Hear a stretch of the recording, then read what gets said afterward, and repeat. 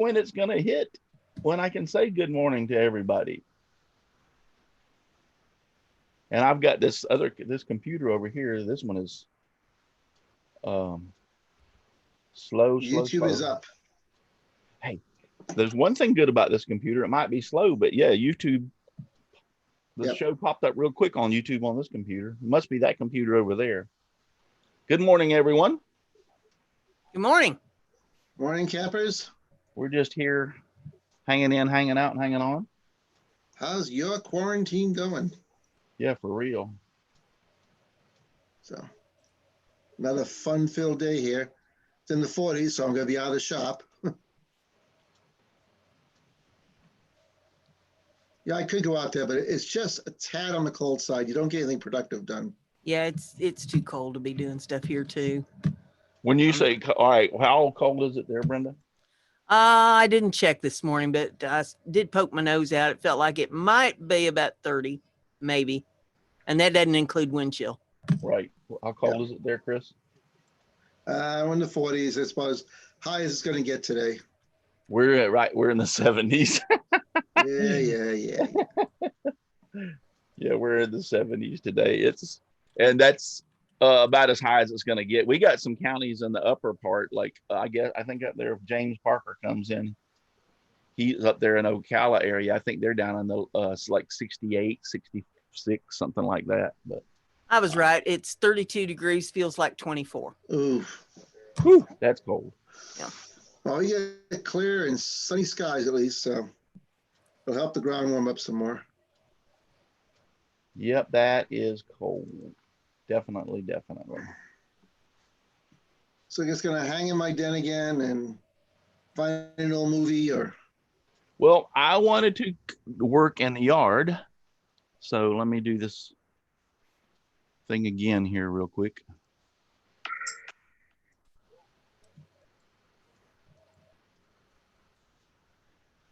I wanted to do some more work in the yard today. Good morning, Jimbo. Jimbo has arrived. But as you can see here, we're finally, and I hope we get some, we're finally going to get some rain. I hope. Yesterday, it avoided us like the plague. It went to the north of us and to the south of us, but not on top of us. And I was like really mad. I'm like, come on, we can, we need this.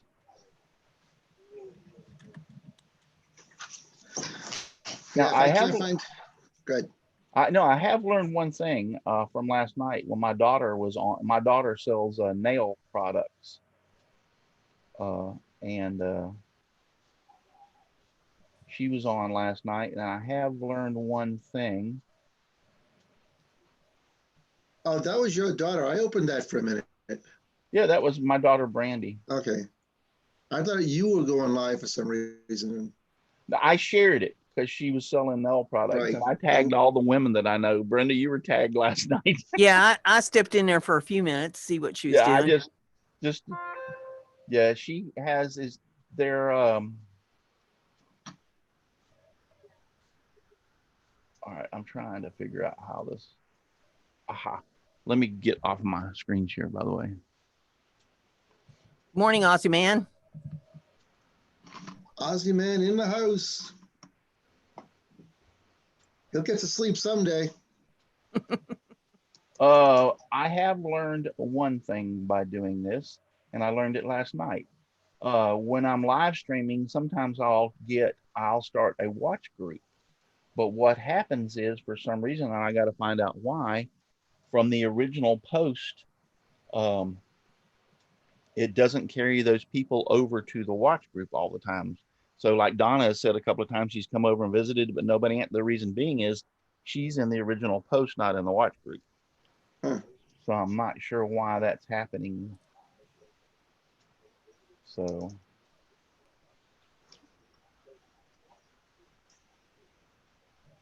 Jimbo said that it's still raining at his house. It rained there all day yesterday.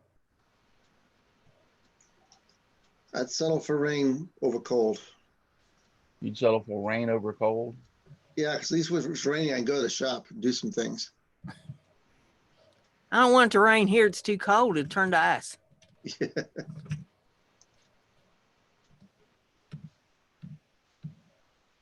Okay, so James Parker. Hey, James, is it raining up there where you're at? Aussie man? They're both Jim out said there. that it's still raining there. It's rained there all day yesterday. Oh, here, I see it now. Still raining here. Rained all day yesterday. Yeah, you aggravating. You're getting all the dead burn rain and leaving me with nothing.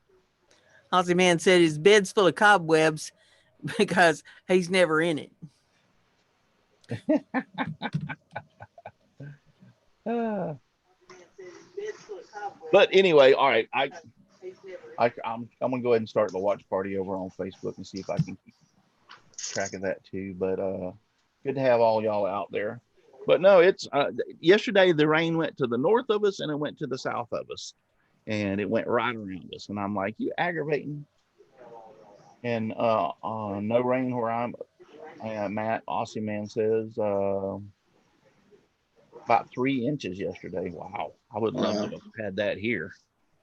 But and that was aggravating because it kept on wanting to like I go outside and you know how you get that little sprinkle, and I'd feel that little sprinkle and I'm like, oh boy, it's coming. I'd run and look at the radar and it was just a little tiny sprinkle passed us over. My dad used to call them dry weather showers. Yes. It rained just enough to make the dirt stick to your feet. Yep. And drag it in the house. Yep, and drag it in the house. Yep, it did. So that's all it did. But anyway, yeah, so we were talking about a little earlier about the people in Michigan revolting and because of the inconsistencies, and they were riding. Well, they weren't riding. They just parked their cars in the middle of the street and wouldn't move in front of the what was in the front of the Capitol building, right? Or where was it at? I'm not sure where it was. I just know they sit in their cars. Yeah, in protest. And protesting about the inconsistencies in this stuff up in Michigan, and I agree with them. I mean, I liked our governor. I voted for our governor, Ron DeSantis, and he's done a lot of good things for us. But he's dropped the ball on this coronavirus thing, and there's a lot of inconsistencies in some of his decisions. I don't like them telling me what they think is essential. Yes. How do you deem essential?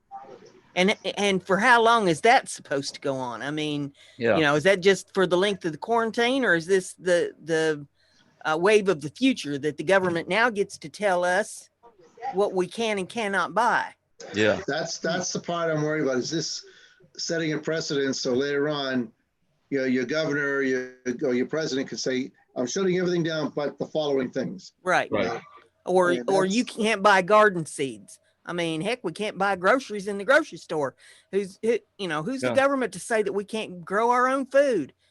Turn us loose on the seeds and let people get out there and plant victory gardens. They've shut down the gardening stuff. I heard though that, and I don't know if it's true for Lowe's. I heard though that Home Depot had opened that area up for fertilizer and seeds. I don't know if it's true or not. I haven't been in our local Home Depot recently. Yeah, neither have I. I'm going to try this weekend but I don't need anything that desperately that I'm willing to take the risk to get out. I mean, I'd love to be able to go to Home Depot. Yes. I got some pots that are empty with, I wanted to buy some flowers and put in them. And yeah, I'm not going to risk going up there just to buy some flowers. It's not worth it to me. Dave Hart's out there in the chat. He's joined us. Grandpa Gary and David from Portal Woodworks. All those have joined us. Morning, gentlemen. Welcome aboard. Yeah, it's just not worth it. But the inconsistencies is what I don't like. Hillsborough County said mass, no mass gatherings. So they told the churches they couldn't have service, which is fine. If that's the way you want to do it, then fine. I agree with it because like we said before, the Bible says that obey the laws of the land. So if that's the law of the land, as a Christian, you have to obey it. Okay. Yeah. So this one guy opened up a church service. They arrested him. All right. So the county had passed this ordinance saying this, churches were actually non-essential. But then people started pressuring Ron DeSantis, our governor, to put an order for the whole state. All right. So he puts out an order for the state, and now he's saying, okay, yeah, churches are essential. You can have church. When the Hillsborough County's sitting there going like, you wouldn't put out one for, weeks, and we finally do it, and now you're going to contradict what we're doing. Yep. So. Well, in this day and age, churches can have virtual services. They can. The church next door to me does that. Yep. So yeah, there's a lot of ways they can have church. I read an article where a pastor had church service. They all come and parked in the parking lot. They stayed in their own cars. Mm-hmm. He got the audio equipment that he could hook up and preach out in front of them, and it went to their radios in the car. They turned into a certain 88.5 or some non-used channel, and he broadcasted his sermon to everybody in the car. Just like at the drive-ins. Yep. See, the real problem is if you're not in a church, you're not dropping into the collection basket. Well, and I understand that. And that's where these little churches are hurting. That's why they're going ahead and holding their services anyways. Yeah. I want you to come in. I want you to bring your money. Well, and that's true. But you have to realize, Chris, it's not a bad thing. That's how they survive. If you look at a church, it's kind of like a business. They got to have that offering. They got to have those tithes coming in. They got to pay the pastor's salary. I'm not saying they don't, but at the same time, they're only thinking about the dollar, but they're not thinking about the goodwill and the health of their congregation. I think some of them aren't, but some of them are. Well, it's like, you have to look at the picture of the church too, that they have to be able to pay their electric bill. They have to be able to pay their mortgage or rent, or, I'm not saying they don't have to. So let's call it what it is. It's a business. And if you're running that thin to the line, maybe you shouldn't be there. Yeah. Well, it depends you got on no reserves to fall back on. Well, some of these are little bitty churches too. They don't have, they have 100 members in them. Some of them only have like 50. Yeah, so they're just kind of living 50 on a string anyway. Church. That's happy hour on Friday afternoons. I mean, we're not talking your great big huge churches here. We're talking about your little ones. Yeah, and that mega church was the one that held the service that got arrested. They're the ones I'm talking about mostly. Yeah. There's a lot of those out there that are doing nothing but the money. They're driving. The pastors are driving Mercedes Benz. Living in giant houses with pools. Yeah. And I know. In the chat, they're talking about fishing. How they're saying that fishing is not essential. There's a lot of people that's been getting tickets for going out and fishing. Yes. One guy in a boat, and they'll go out and give him a ticket because he's fishing. Now, how is one guy out in a boat all by himself, social distancing himself from everything but the fish, causing any sort of a disturbance? I agree with that, but at the same time, I think it's a domino effect. The guy down the street sees him going, he's going to haul his boat out, and the next guy's going to haul his boat out. Next thing you know, you got 10 guys at the boat ramp all at the same time. Well, they need to practice social distancing. If they catch him not practicing the social distancing, that's one thing. But to just go out and be passing out tickets to have something to do.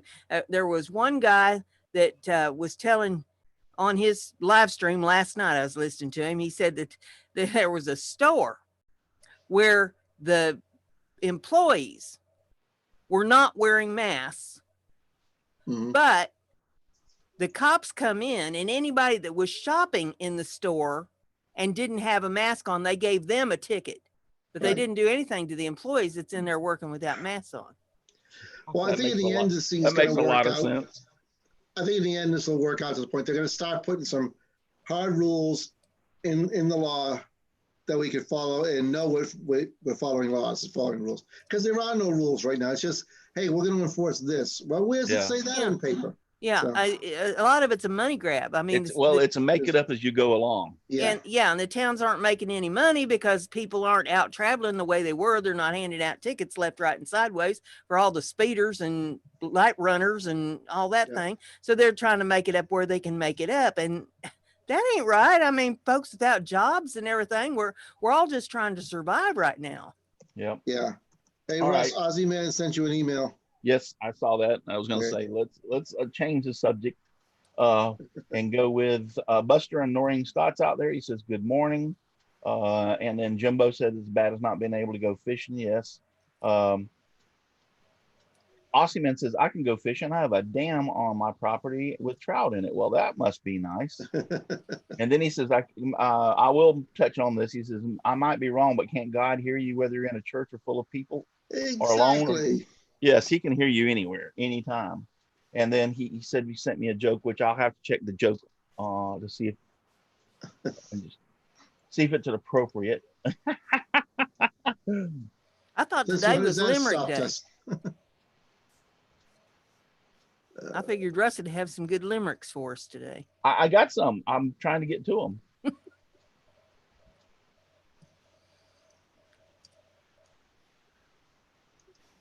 Give me a second. I'm reading the joke. We can hear your wheels spinning. Yeah. He says, it's okay. Trust me. We might be able to trust him. If it's Jim Dockrell, I'd say, well, maybe not.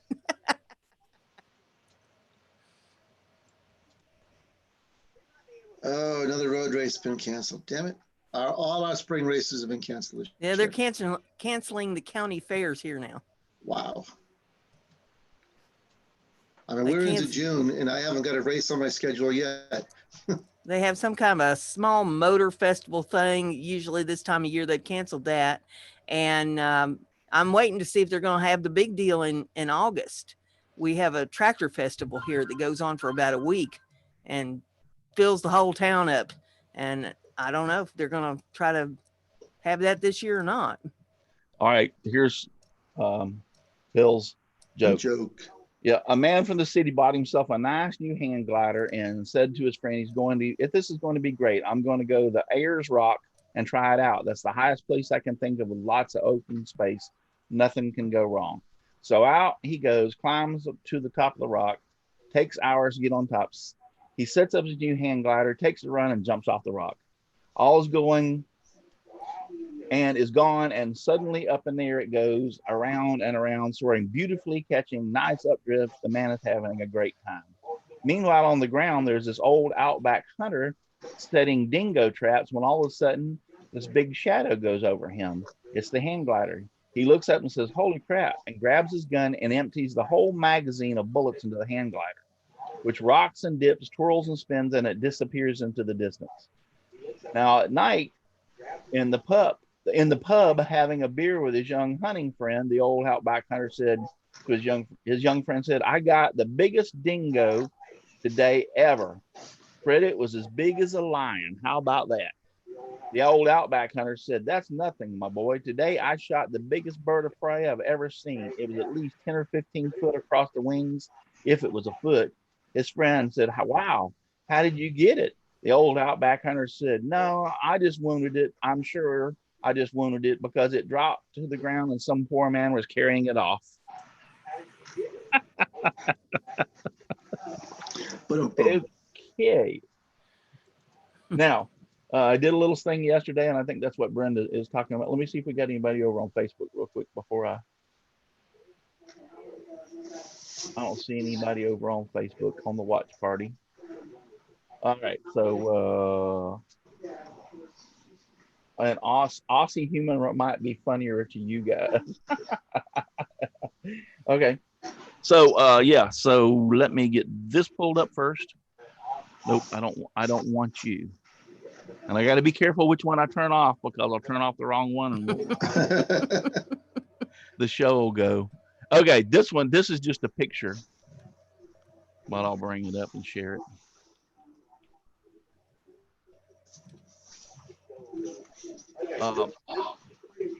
I don't, it's all about the spelling, and you have to be real careful, especially when you're on TV and you're doing spelling. This is about the coronavirus pandemic, and it says it's touching pubic spaces. There's some intern who just failed his internship. Yeah, somebody just got fired. I think that was supposed to be touching public spaces. I would hope so. I really hope so. Bob Lee's wood shop joined us. He says, "Hey Russ, good morning." Yeah, that was a little funny. I had to throw that one in there. I saw that one. I'm like, oh man, that is just too good to be true. All right, so I always like that one with that video with the weather girl that's out there in the hurricane, and she's talking about how windy and awful it is, you know, and the wind's just howling, her hair standing on end. About that time, a fish slaps her upside the head. Now, my favorite was the weather guy that's talking about how deep the puddles in the rain are, and he's in water up to his knees and over his shoulder. You see a guy just walking down the street with an umbrella on the pavement. Or one of them's riding his bicycle. Yeah. That's CNN. Shots out better. That's CNN for you. That's what CNN does. Yeah. Okay, so here's in the news. This one was pretty cool. I like this one. All right, I'll give it a second to pop up. Face that mother could love. Yep. Colorado bank robbers throws cash in the air shouting Merry Christmas.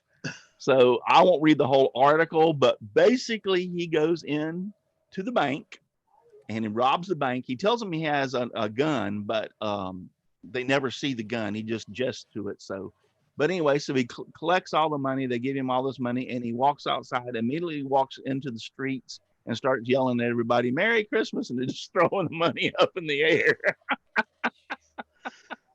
Okay, buddy. I think you missed the point of robbing a bank. Yeah, he just started throwing it up in the air. So I was like, that's pretty good. He's being held on a $10,000 bond. He's 65. David Wayne Oliver, 65. Yeah, he threatened the use of a weapon. Said some of the bystanders ran and picked up the money and went and returned it to the bank while others took it and went to Starbucks. Pretty good. That's pretty good. He thought he was Santa Claus. Merry Christmas, just throwing that money everywhere. Maybe a psychological evaluation might be in order there. I would hope so. I would hope so. Check him out and see what's going on. I mean, he might just been good-hearted, and that was the only way he knew to be good to people at Christmas time. Yeah, I said hi to Bob Lee. Yeah, I did. Okay. David says, well, I think that's still right, even though it's funny. Ossiman says, my pubic place is definitely not public. Cool. All right, so yeah, that's pretty good. All right, let's see. Let me find another one here. I got to close that one out. Drop the cowbell. Drop the cowbell. She went over the wall. Over the moon. Well, that was the bank robbery, right? Yeah. Okay. Yeah. Here we go. All right. This one's a real good one. I should have saved this one to last, but it's all right.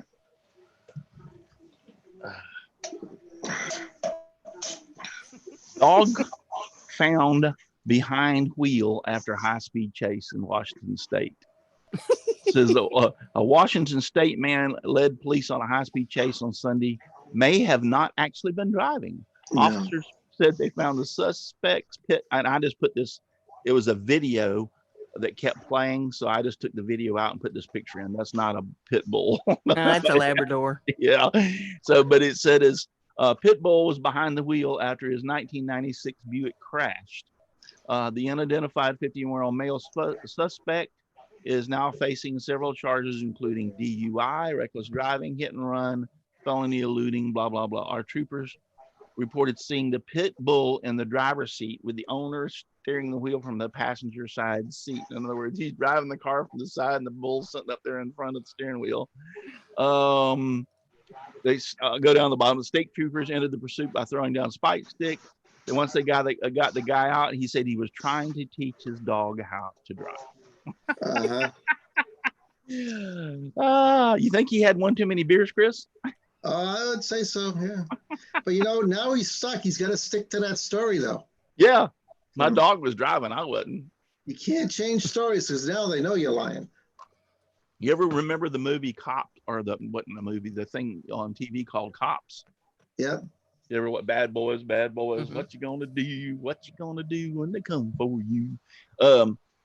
I used to love that because they would stop somebody, you know, and then have their hands and they'd start searching them. And you got anything in your knife that's gonna stick, poke, kill me or whatever. And Yeah. so, and the guy says, no, I ain't got nothing in my pocket. So he reaches in and pulls out this big old bag of weed. Yeah. And he looks at the guy and says, I thought you said you had nothing in your pockets. He goes, that ain't mine. I'm carrying it for a friend. Wasn't my pocket. Yeah. Yeah, it ain't mine. You Oh, put that really? there. So you're just saying this just happened to go in? No, I was going to the store and I just put on my friend's pants to go to the store. That must have been my friend's. Right. Happens to have your wallet in it though. You know, so the laws have changed here in Florida because used to, whenever, now that we're talking about years ago, but I know this for a fact, when they'd pull a car over and there would be drugs in the car, it kind of sucked because they would charge the driver. He was in possession of the car. He owned the car. So therefore the drugs were in his car. They would charge the driver. Now they've changed the law to somewhat. It's called, if it's in your immediate vicinity. So in other words, if I'm driving the car and I got a friend of mine and he shoves drugs underneath the passenger side seat while he's sitting there and they pull him out and find there's drugs in the passenger side seat, they can arrest him and charge him with the drugs, not me.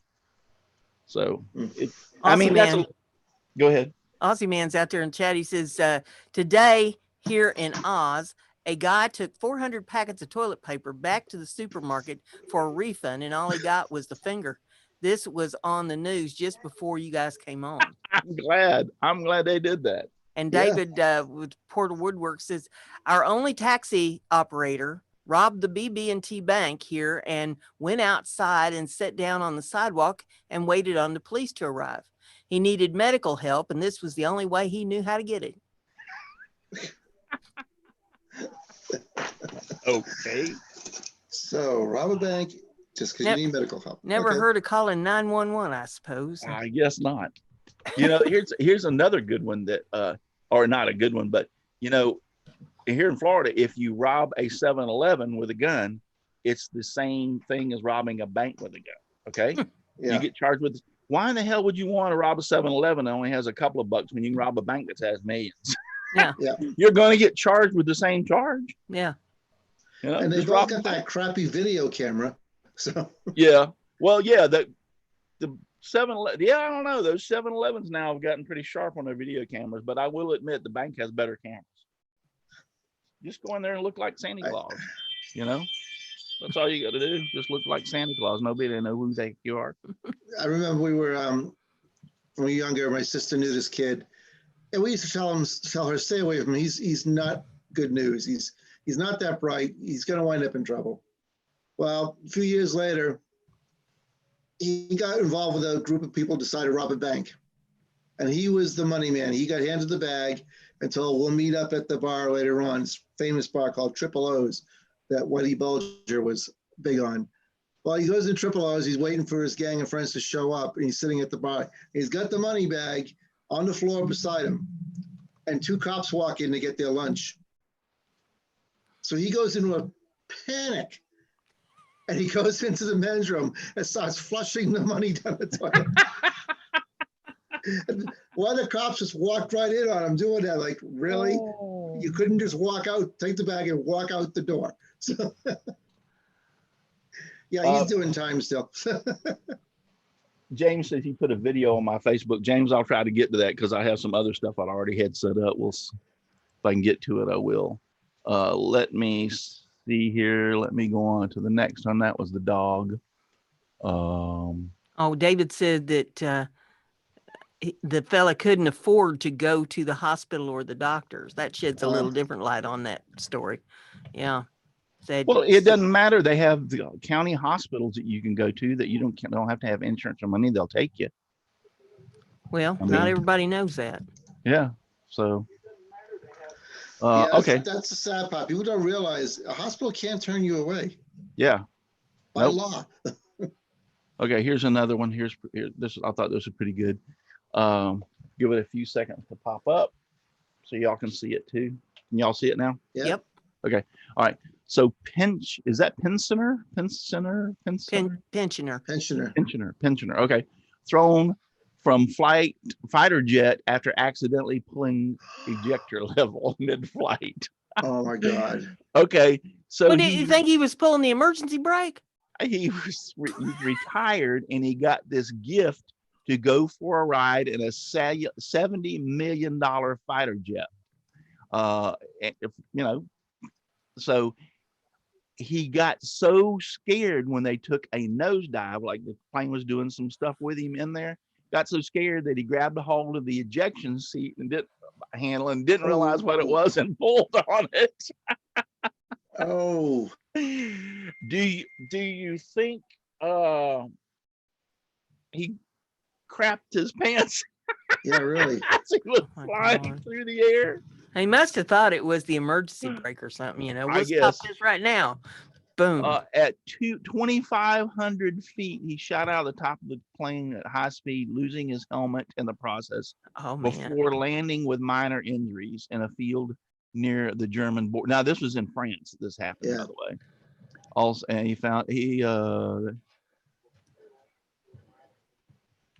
also found that it was only by good fortune that the pilot had not been injured. He had been ejected as a result. Yeah, I think when one pulls, both of them go. I'm not totally sure, but it wouldn't. I don't know. I know enough about aerodynamics that if you lose the cockpit, it ain't gonna be easy to fly that damn plane doing 300 miles an hour. It's gonna make it kind of sloppy. Yeah. So, yeah, I do think that that's right. So in case one person, if it's a two-seater jet, in case one person passes out, the other person can, and you're going to crash, he can pull the thing and both of you eject. So right. Yeah, it says the report said this situation generated a feeling of stress for the passenger, and this was particularly felt during the ejection seat briefing, where he had to assimilate a large amount of information in a very short period of time. Yeah. What part of don't pull this don't you understand? I mean, come on. Wow. This is the ejection seat. Do not touch unless, you can't. Well, maybe he thought that was his only resort. This thing's going down. I ain't going down with it. Portal Woodworks, David said said there is a button that it selects one seat or both. Okay. Right. Whether it's a one-holer or two-holer. Yeah. Yikes. Has daylight savings ended recently because you guys are on an hour earlier the last few times? Daylight savings time ended back in March. Beginning of April, yeah. Oh, yeah, March. Yeah. So we haven't changed the time. It's still our same time. Yep. Oh, and David said, well, I guess he said the pilot wasn't ejected. Right, it wasn't. Okay. He was able to bring the plane down. Okay. If you're having constipation problems, pull this. Yeah, buddy. Well, it's good that it didn't crash the $70 million aircraft. I mean, come on, But yeah. How would you like to be the pilot and look around and see your passengers gone? Yeah. Where the hell do you go? I guess. How am I going to explain this when I get to the ground? I guess it's kind of like David said it when he ejected. It must have only been him and the back part where he was sitting. How am I going to explain this when I get to the ground?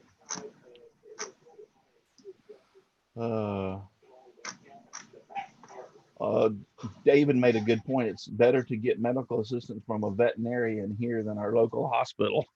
Yeah. Years ago, we used to have a county-run hospital that was for the people that didn't have insurance and stuff. And I've had to take patients there a few times, and let me tell you, that was give me shivers to go in that place. They weren't, we used to call it the butcher place, the butcher shop, because of the way they did the patients. That changed all when a lot of things changed, and they did away with it. And now all the hospitals have to take people, like Chris said, whether you have insurance or not. They cannot refuse you. No. The only way they can stabilize you, and if they're going to move you, you have to be stabilized first. Right. The only way they can refuse you is if you go in there and say, I got this mole on my nose, I won't take it off, which that's called elective surgery. And right. They're not going to mess with that. So, both counties to be deployed, but only the passenger was ejected. Okay. You read it better than I did. I was just in for the fun of it that this 80-year-old guy or whatever gets in a plane and pulls the damn ejection seat. All right. I got a couple of more here. Oh, yeah. This is a good one. Now, this is kind of like not so much humorous, but I think it's kind of funny. We'll give it just a second to pop up. Of all things, why America is losing the toilet race. You know where supposedly the best toilets are? Apparently Japan. Japan. He says he just got back from his first trip to Japan. He's now in love with the country, the ramen, the yak, whatever, the sushi, gorgeous volcanoes, the fascinating people and culture. But most of all, the things he fell in love with, there's one thing that I can't stop thinking about, and that's the toilets.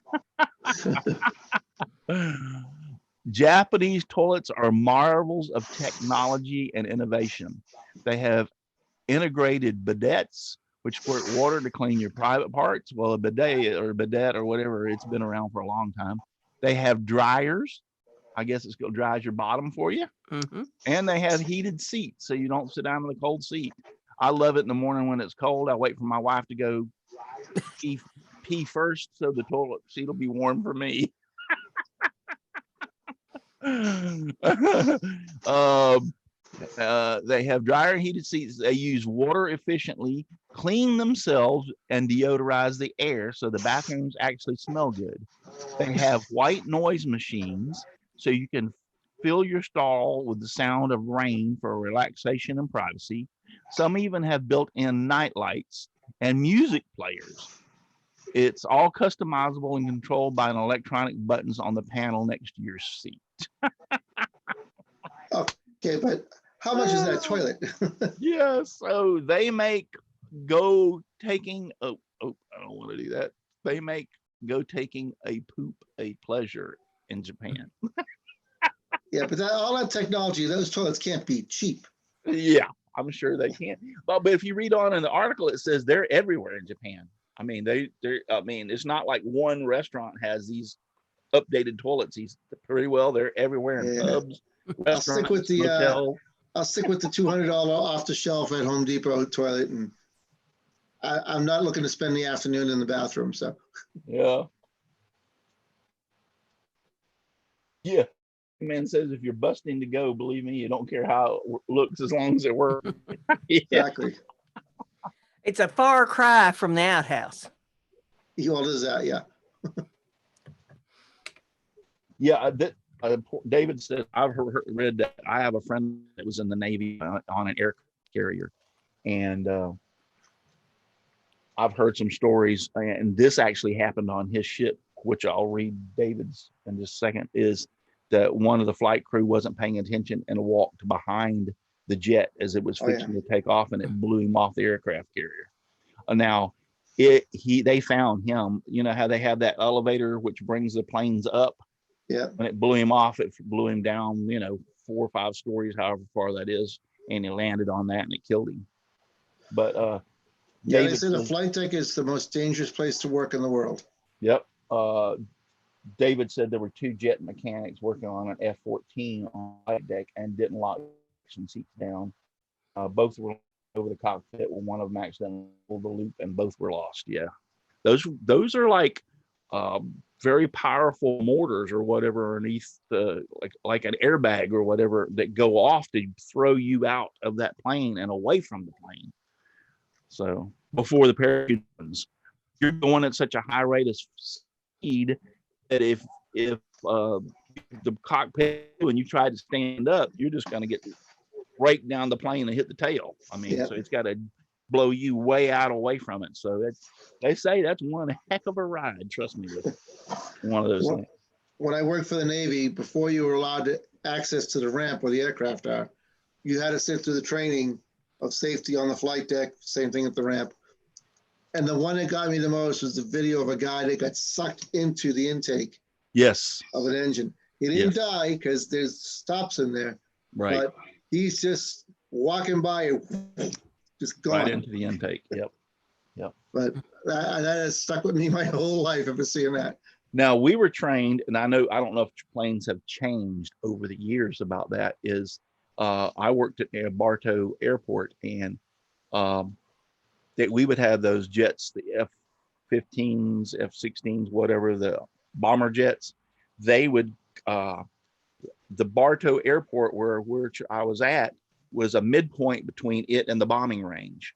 So if they had a problem, they could land there. So they would come by and every once in a while do touch and goes just to practice, because it was a fairly short runway compared to what they're used to. So they wanted to make sure that, they practice a little bit on touch and goes.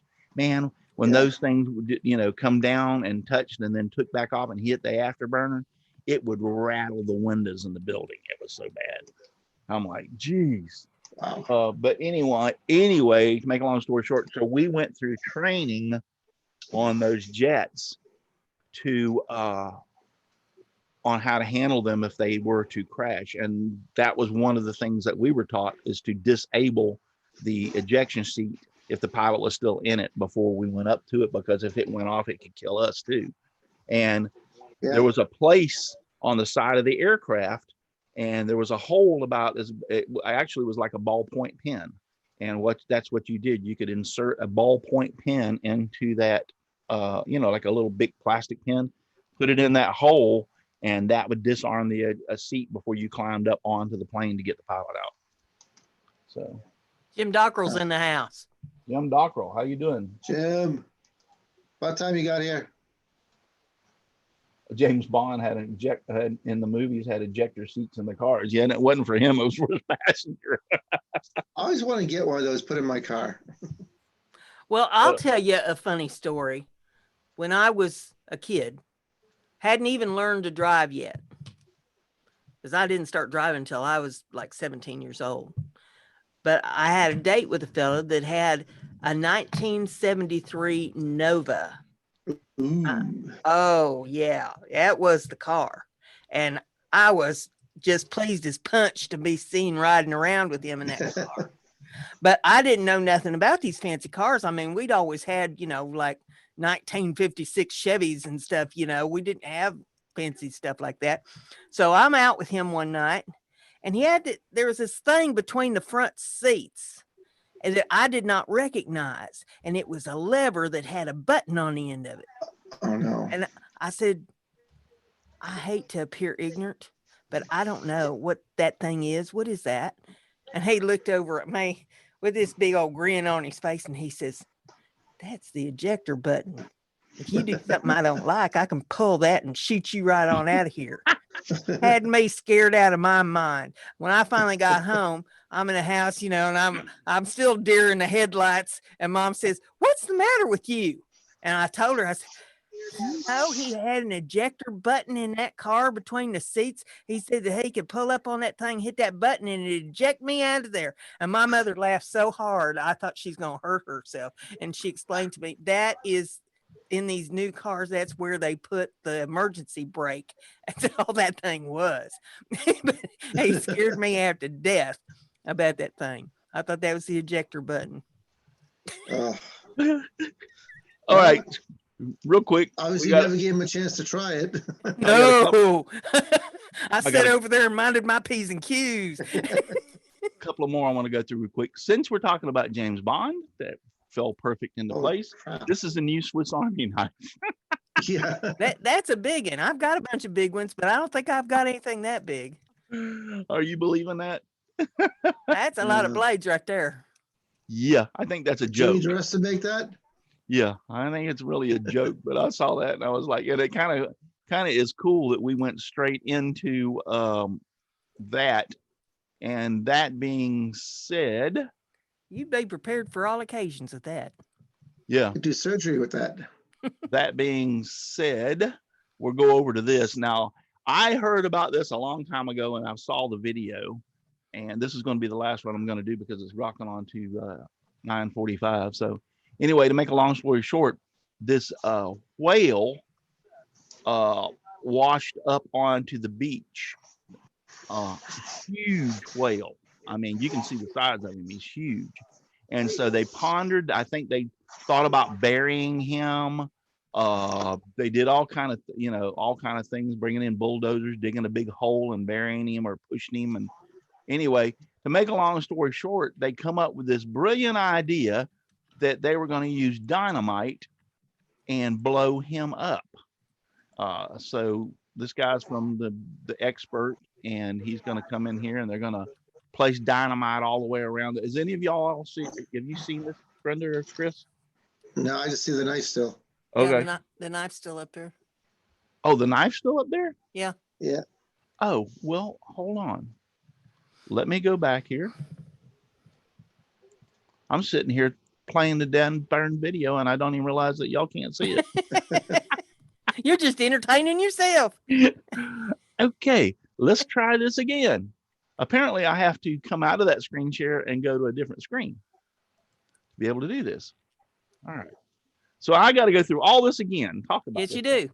I think you can catch the chase.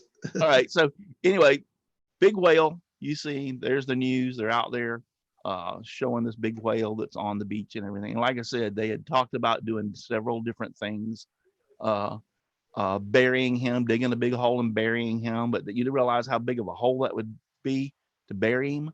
They talked, and they really couldn't dig a hole really close to the water because it would just fill up that close. You ever dug a hole at the beach? Yeah. You know how it fills full of water. Yeah. So they brought these experts in, and they decided they're gonna blow this whale up. So yeah, here they're coming out with a dynamite. They're gonna put this dynamite. Here's the state highway division. I guess he's the regional expert on what they're gonna do with him. So they're gonna. He had the keys to the shed the dynamite was in. Yeah. And so look at all these people sitting around watching. They're going like, man, this is gonna be fun. You got the people on the beach watching. I think they cleared them out, but this is the end result. They blew this whale up. Okay. And when it went off, it was such an explosion that it started flinging. You can see it falling. Yeah. Parts of that whale all over the place, to the point that people had to run for their lives to keep from getting hit. Oh, they're never going to get it all. That beach is going to stink. Oh yeah. It was so, I mean, it's a wonder that people didn't get killed. Yeah. Because if you go forward, look at the size of the chunks of these people. Or the it actually caved. How do you call your insurance company and explain that? A piece of whale. Yeah. I was cut by a whale. Yes, this is not this is a true story. This is fact. This actually happened. Yeah. You asked Jake from State Farm. Yeah. Am I covered for wildlife hitting my car? Yeah, but go back. Look at this. And Jake says, "Well, yeah." And what hit you? A whale? I mean, that literally. If somebody was in there, they'd have been hurt, big time. Wow. And so now they've made a bigger mess. So now they're bringing out the dozers trying to push the pieces around. So why didn't they just tow it out to sea again? I mean, yeah, I don't quite understand that one, but anyway. Oh man, that was the last one I had for the day. I would have had the bulldozers push it back into the surf. Get a couple boats out there, drag it out to deep water. Yeah, get a couple of tugs out there and tie off to the tail and drag it back out under the water. Oh my God. I mean, what hit your car? A whale? Right, sir. Have you been drinking again? Yeah. All the Eskimos just fainted. Yeah. James Parker says, "Good day. Have a good day, everyone, and a good Thursday." Thank you, James. James, if remind me, we should have a show. What is today? Thursday? Yeah, because I have a live stream tonight. Remind me of that video, and I'll try to play it. I'll have it in the lineup for tomorrow. and show the video that you wanted me to show that you posted over on Facebook. Just remind me tomorrow, and I'll make sure I put time in for the thing. But I've got 3 or 4 more things, but we've talked so much, I'll save them for tomorrow too. So, but yeah, I have fun going through in the morning. I'm sitting over there giggling and on my computer, and my wife's going like, "What are you doing?" I'm like, "I'm reading through some of this stuff to use for the show." And just mind your business. Yeah. But I mean, really, they didn't think when they blew that, I guess they thought it was going to atomize. It was so much dynamite that it was just going to just poof, and be gone. I watched it, and I've read about it and watched the article. They just said literally people were running from their lives to keep from getting hit by pieces of that whale. Like Chicken. Oh. Remember Chicken Little? Yeah. Yeah. The sky's falling. The sky's falling. A piece of it just fell on my head. And then, like you said, Chris, can you imagine after about a day or two out in that hot my heat, God, yeah. Yeah. Because now all these little pieces that have been blown hundreds of feet away are going to start really smelling good. And the seagulls. There's going to be pieces of rotted flesh everywhere. Yeah. Yep. Oof. And seagulls by the millions. James Parker says, my first car was a 1964 Chevy Chevelle SS. That was a nice car. Yeah, that was a nice car. So, well, I hadn't been going back over there on Facebook because the last couple of times I checked it, nobody was really over there. So sometimes we get some and sometimes we don't. But anyway, yeah, I got some things I need to do. Well, I'm trying. This computer's real slow. I wish my other one would start working right. I may have to try to reload Windows on it and see if that will help it. Because I think what the problem of it is the video driver, the way it's acting. All right. Yeah, I can't even look over on Facebook. It's like computers are great as long as they work. When they stop working, though, they're a big pain in the derriere. Yeah, they are. It's just taking forever for it to load over there. Now, I thought you'd have some limericks for us. You know what a limerick is. No, what's a limerick? There once was a man from Nantucket. Oh, those. Yeah. Well, I can probably come up with a limerick for you. Why don't you do that and come back tomorrow? You don't want me to tell today? No, yeah, go ahead. We got 7 more minutes. Go ahead. All right. There once were 2 cats from Kilkenny. Each thought that it was one cat too many.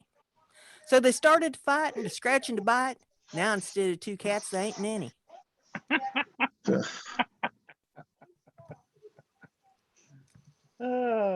they don't always have to be about a man from Nantucket. Yeah. Yes, and it's best they don't be. That reminds me of the cat that got his tail cut off. He turned around, looked at it, and said, "They won't be long now." That's right. So I'm looking at the radar. We're still getting teased by rain. Jeez. That's not fair. It's doing it like it did yesterday, going all around us, not giving us anything. So, well, you can move up here. My limericks cannot be told to younger audience or those easily offended. Yeah. All right, guys. Thank you, Brenda, and thank you, Chris, for being on. Had a good time. Anytime. Come to the live stream tonight over on my channel. Over on her channel. Go ahead and tell everybody about it. Got a live stream tonight over on my channel, 7 p.m. Eastern time. Me and Matt Haas, we do a thing called Mind Equals Blown and have a good time. So everybody's welcome. Yes, go join it. I recommend it highly. It's fun. Fun. And she'll have fun till her daddy takes a T-bird away. Until the guy pulls the ejector button. Ejector seat. Yes, for real. Anyway, we're out of here. And I've been, by the way, I've been commenting about your, you know how you always say the vitamin C thing? I keep on, and as Brenda would say, but you can do it today since. Right? Anyway, we're out of here. Thank you all for being over there. Jim Dockrell, James Parker, Aussie Man. All you people that have been over there, wonderful to have you watching over there on Facebook. And if you were on or YouTube, and if you were on Facebook and I missed you, I'm sorry. I'll try to get the computer things figured out and do a little bit better. I might try to load Windows on that thing. But anyway, just remember that keep your head low, keep your mask on, and wash your nasty hands. And take your vitamin C. And take your vitamin C. All right, we're going to get out of here. We'll talk to y'all later. See y'all. Be safe. Stay home. Stay safe.